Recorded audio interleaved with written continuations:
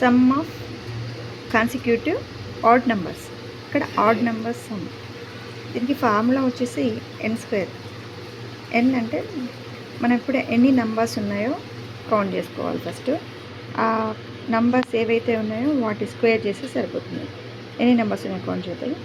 1 2 3 4 5 5 numbers ఉన్నాయో 5 square. 5 square equal to 25. Addition చేస్తే 25 వస్తుంది చూసుకోండి. ఇక్కడ నెంబర్స్ చూద్దాం. 1 2 3 4 5 6 7 8 ఉన్నాయి. 8 స్క్వేర్.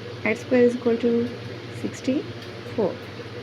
ఇట్లా ఆడ్ నెంబర్స్ n² ఫార్ములాను ఉపయోగించి వాటి అంటే ఇవి కాన్సిక్యూటివ్ నెంబర్సే అయి ఉండాలి. అంటే లైన్గా మాత్రమే వరుస క్రమంలో ఉండే నెంబర్స్ మాత్రమే అయి ఉండాలి. ఇక్కడ వచ్చేసి 1 2 3 4 5 6 7 8 9 10